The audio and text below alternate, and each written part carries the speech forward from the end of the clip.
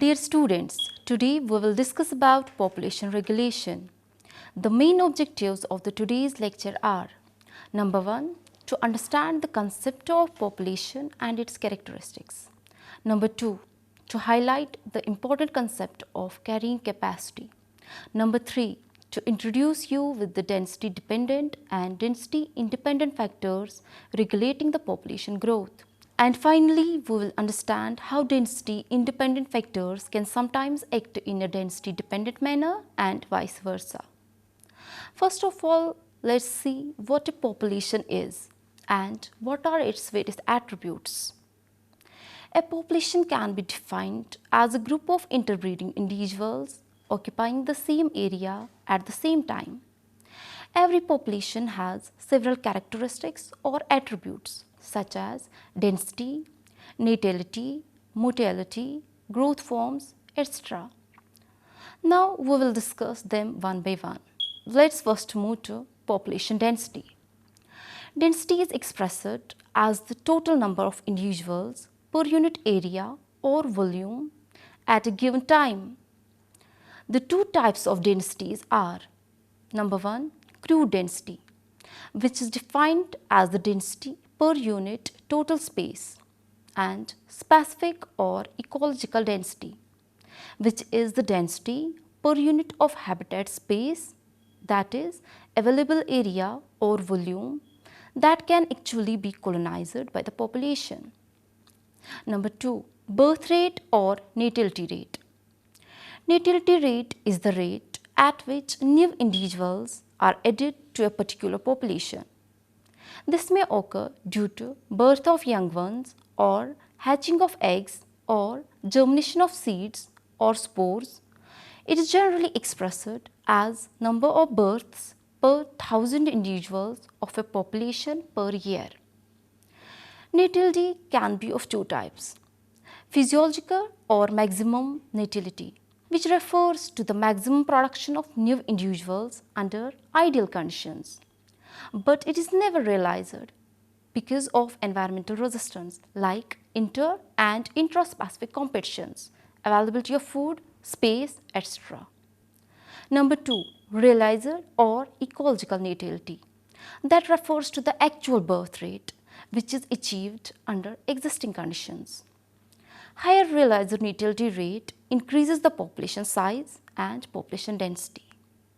Number 3, death or mortality rate. Mortality rate is the rate at which the individuals die or get killed. It is the opposite of natality rate. Mortality rate is generally expressed as number of deaths per 1,000 individuals of a population per year. Mortality can also be of two types: ecological or realized mortality. It is the loss of individuals under given environmental conditions. It's not constant but varies with population and environmental conditions. It decreases the population size and population density as well. Potential mortality or minimum mortality. It represents the loss of individuals under ideal or non-limiting conditions. Number 4, age distribution or age composition. The relative abundance of organisms of various age groups in the population is called age distribution of population. With regard to age distribution, there are three kinds of populations: rapidly growing populations, which is a population which has high birth rate and low death rate. So there are more number of young individuals in this population. Number 2, stationary population. It is a population which has equal birth and death rates. So this population shows zero population growth. Number 3, declining population. It is a population which has higher death rate than birth rate. So this population has more numbers of older individuals. Number 5, immigration. Immigration is the permanent entry of new individuals of same species into the population from outside. It increases the size of local populations. Number 6, immigration. Immigration is the permanent movement or departure of individuals of same species out of the local population due to several reasons such as lack of food, scarcity of space which leads to overcrowding, etc. Immigration decreases the size of local population, but at the same time the species spread to new areas. If more individuals are added than lost, then the population will show positive growth. If more individuals are lost than added, then the population will show negative growth. But if the two rates are equal, then the population remains constant and is called zero growth. Number 7. Carrying capacity. The maximum number of individuals of a population which are provided with necessary resources for healthy living is called carrying capacity of the habitat. Size of a population increases till it reaches the carrying capacity of that habitat. When the resources become short of requirement, the population size begins to decrease through different determinants like mortality, etc. Number 8. Natural calamities. A drastic change in the environment destabilizes or even exterminates a population. Natural calamities such as earthquake, volcanic eruptions, etc. cause drastic change in the environment leading to destruction of the resources. Number 9. Abiotic and biotic factors. Abiotic factors like temperature, wind, humidity, rainfall, intensity of light has its effect on the density of population. Biotic factors like organisms of other species living in the same area affect the population as they involve in different types of food relationships. For example, if the population happens to increase in size, it is brought down by an increase in its predators' number or decrease in the amount of available food. Different populations have different ability to tolerate change in weather, physicochemical and biotic factors. This is called resilience. In nature, factors like predators, diseases, food scarcity, etc. prevent a population to soar towards infinity. The sum of all these factors which prevent a population from growing at its maximum rate is called environmental resistance. Number 10. Population fluctuations and cycles. Populations are not stable and always exhibit up and down variations in response to change in environmental or intrinsic factors. The irregular variations in size of populations are called fluctuations, or it's also called as population cycle. A question that immediately arises is whether or not the population is regulated.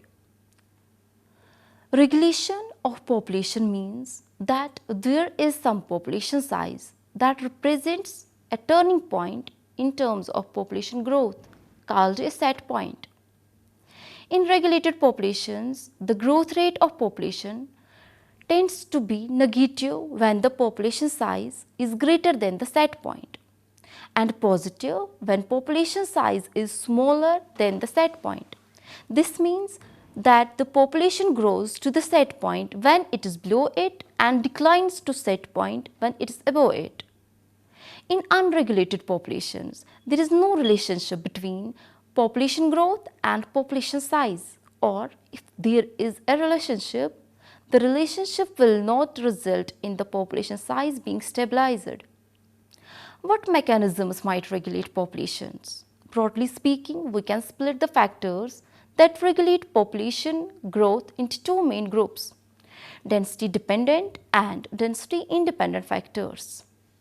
Now we will directly move to the density dependent factors. Let's start off with an example. Imagine a population of organisms, let's say deer, with access to a fixed constant amount of food. When the population is small, the limited amount of food will be plenty for everyone. But when the population gets large enough, the limited amount of food may no longer be sufficient, leading to competition among the deer. Because of the competition, some deer may die of starvation or fail to have offspring, decreasing the per capita, per individual growth rate and causing population size to shrink. In this scenario, competition for food is a density dependent limiting factor.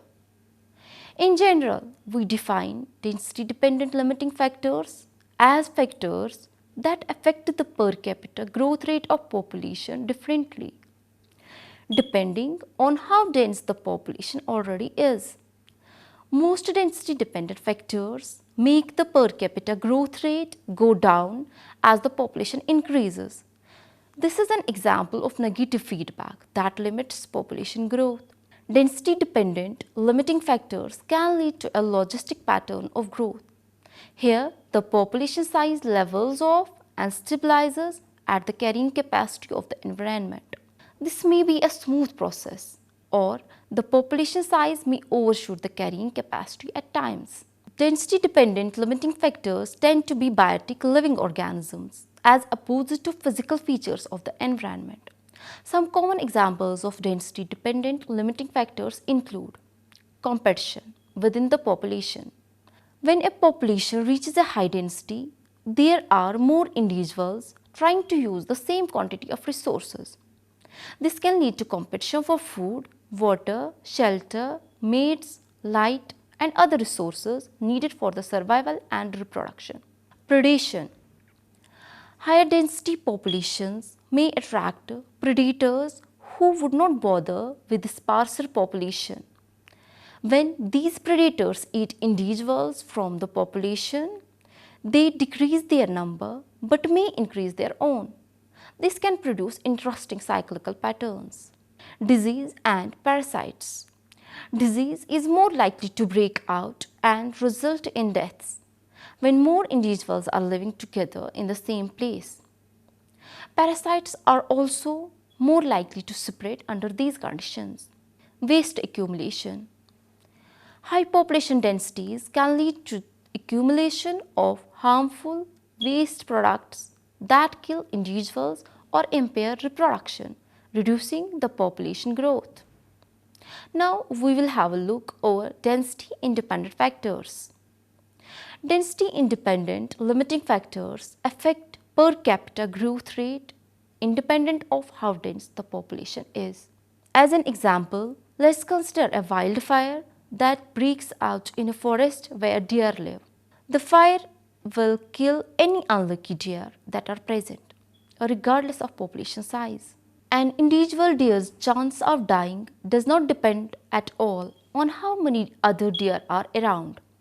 Density independent limiting factors often take the form of natural disasters, severe weather, pollution, seasonal cycles, and certain human activities such as damming rivers and clear cutting forests. Some common examples of density independent limiting factors include natural disasters such as droughts, floods, fires, etc. can all influence whatever population are in the area at that time. Not only do these occurrences kill individuals in all populations, they also disrupt the availability of resources for survivors. Abiotic factors. The availability of water and light along with the climate are abiotic factors that limit the growth of a population. Producers responsible for the synthesis of organic material need water and light to synthesize food.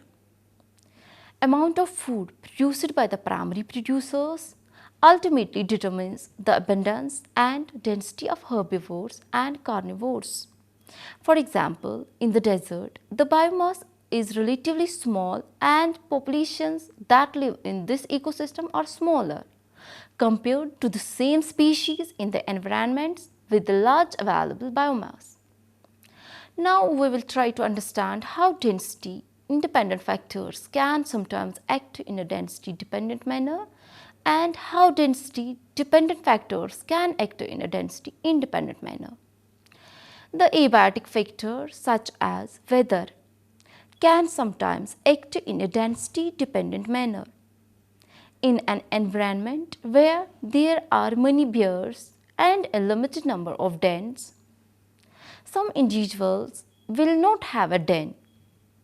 In such a situation, a cold winter could kill a high percentage of bears. If, on the other hand, there are few bears, most would have a den to provide them with protection from a particularly harsh winter. In this case, the cold would kill a lower percentage. It's also worth noting that some biotic factors like introduced diseases to which native organisms are not adapted can act in a density independent manner, since they may kill virtually all their hosts regardless of their density. Such was the case for chestnut blight, which killed nearly all American chestnut trees in the middle of the 20th century. Unlike density-dependent limiting factors, density-independent limiting factors alone cannot keep a population at constant levels. That's because their strength does not depend on the size of the population. So they don't make a correction when the population size gets too large. Instead, they may lead to erratic, abrupt shifts in population size. Small populations may be at risk of getting wiped out by sporadic density-independent events. Besides density-dependent and density-independent factors, population in nature tend to be regulated via mechanisms operating either from the top or bottom of a food chain. These mechanisms have broadly been grouped under two subheadings: bottom-up effect and top-down effect. First, what bottom-up effect is. This model proposes a unidirectional influence from lower to higher trophic levels in which nutrients, abundance of primary producers, and other abiotic factors are the main determinants of population size in a particular community. The nutrient supply controls the biomass of primary producers, which controls herbivores' biomass, which in turn controls predators' biomass. If the nutrient supply is increased, the resulting increase in production of autotrophs is propagated through the food web, and all of the other trophic levels will respond to the increased biomass. Now, top-down effect. This model postulates that the control of each trophic level comes from the above-trophic level. It is mainly predation that controls population size in a community, because predators limit herbivores, which in turn limit plants, which in turn limit soil nutrient levels through their uptake during growth and reproduction. For example, if we have an increase in predator population, that increase will reduce herbivore population size, and ultimately that results in more primary producers because fewer of them are being eaten. Thus, the control of population numbers and overall productivity will result from the top level of the food chain down to the bottom trophic levels. One more mechanism that regulates population size in nature is law of self-thinning, or -3/2 power law. Usually, populations of plants under competition tend to maintain a constant distance between individuals over a period of time. This occurs due to removal of or by outcompeting the intervening individuals. The thinning occurs in accordance with the numerical equation, the slope of which tends to be -3/2. This was all about today's lecture. Thank you.